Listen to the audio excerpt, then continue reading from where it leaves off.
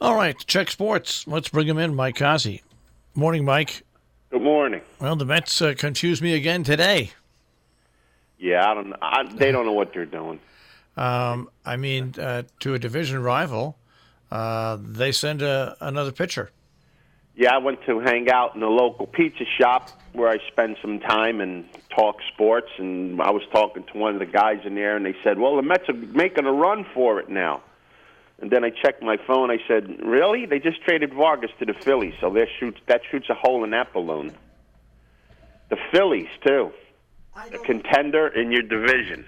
Yeah. And, people don't like Vargas for whatever reason, but I equate Vargas, if he's used the right way, which doesn't happen in the Mets organization, like Sid Fernandez was used, in between Gooden and Darling. The guys that throw hard, you put the lefty in there that doesn't throw as hard, throws more breaking balls, throws the other team off balance, which would be fine for Vargas to pitch in between Syndergaard and DeGrom, but that's not the way the Mets organization does it.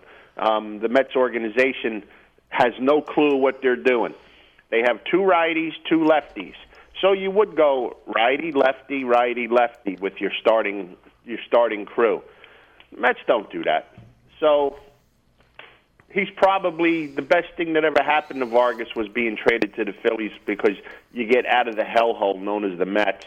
I'm sure he'll go over there and win some games. And the Mets is just another rudderless Titanic just waiting for the iceberg to hit. So expect another dumb move within the next 2 days, today and tomorrow. I think tomorrow's the 31st, right? Yep. So they'll do something stupid. They traded Vargas in a league that's void of pitching for a double-A catcher that's hitting 190. You might as well just have sent him there for like a cheesesteak. Yeah. I know it didn't seem to make sense to me, but what the heck? Makes no sense whatsoever. Cleveland, 2 games out of first place again in the Central. Houston has their lead back up to 8 games over Oakland. Washington is now 4.5 behind Atlanta. The Cubs and St. Louis are each 1 game ahead of Milwaukee. And the Dodgers. Yeah, there's 2 races going on, both Central divisions. Yeah. In the American League, it's a 2-team race between the Twins and the Indians, and in the National League, it's a 3-team race with the Cubs, Cardinals, and Brewers. The wild cards in both divisions entail probably 5 or 6 teams that are playing for the 2 spots. But as we get deeper into the season, into August, I'm sure that'll dwindle down to maybe 2 or 3 teams that are going to fight for 2 spots. But right now, there's a whole lot of them that are jockeying around, especially in the National League. In the American League, it's getting pretty more cut and dry. For the wild card, you got the Rays, the Red Sox, the Indians you throw in there, but they're still playing for their division. And pretty much the A's and maybe the Angels. That's about it. But in the National League, you could rattle all the way down to the Mets as having a chance, but in reality, the Mets have no shot. All right, I want to go to football for a second. Ezekiel Elliott once again he's holding out. Now, is he signed? He's signed, right? He's signed through 2020. Yeah, I think he signed through 2020. So what they should do is send him, like $50 so he can drink tequila from now until whenever because he's hanging out in Mexico again, and say, adios, amigo. You're no longer part of the Cowboys. You voided your deal with the contract. We're not going to let you walk. You're going to have to sit a year, and next year sign with whoever you want. He's under contract to 2000, for 2 more years. I thought this year and next year through 2020. Yeah. Well, lock him out. Don't let him play. Don't pay him. Keep him under contract and say, adios, vayos con Dios. The NFL has no respect for contracts. They do whatever they want to do. They're almost as bad as the NBA. When you sign a contract, and I'm assuming you're in agreement with it when you sign it, uphold it. If you don't uphold it, you should be held to your contract but not paid because your failure to show the work. Yeah. That's what they should do. The heck with the NFL. It's a bunch of crybabies that do whatever they want to do, and they stamp their feet until the owners give in. The owners shouldn't give in. They should leave this guy on the beach in Mexico for the next 2 years.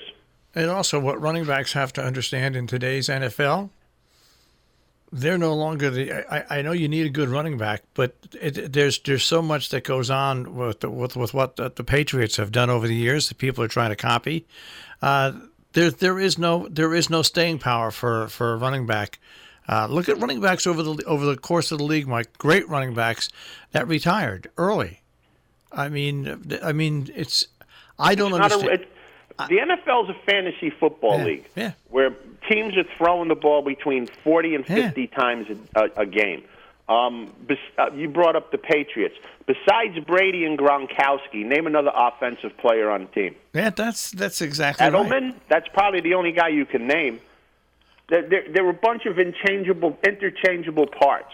A running back is not like it used to be in the 90s where you had to have a balance between throwing and running, or the defense would just sit 6 guys back in the zone and make it impossible for you to throw and dare you to run. With the rules today and the non-enforcement of holding and everything else, it's a flag football league when you have 5 guys running downfield and somebody's going to be open and you hit one of them and you just continue to play.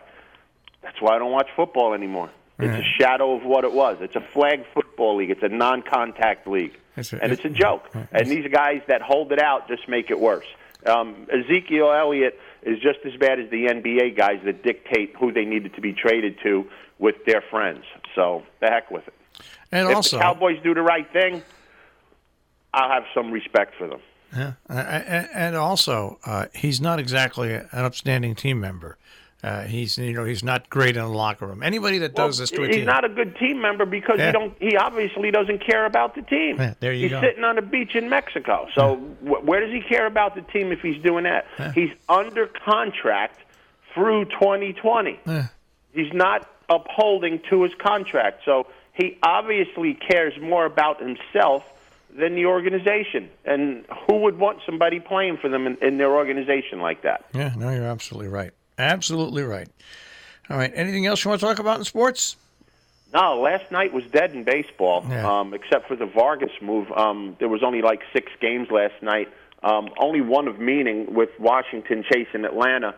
Washington beat Atlanta 6-3, but they're still 5.5 games, 4.5 games behind right now. So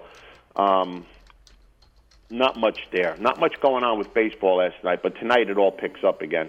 And just pay attention to see who's being traded. Somebody's going to be going somewhere. There's got to be moves. Every team has a weakness. The Red Sox need bullpen. The Yankees need breathing arms. The Indians are probably going to look for a bat to try to catch up to the Twins. Oakland and Houston both are going to be looking for players. All the teams we mentioned that are in a race are going to be looking for players. I'm sure the Giants are going to become buyers instead of sellers because they're right in the middle of it, and they have one of the best records since the All-Star break. So baseball now is whoever's playing good at the moment has a chance to do some damage, and the Giants are a team that's been playing good since the All-Star break. They were awful this year, remember, at the beginning of the year. Just god-awful, and they're 2 games over 500.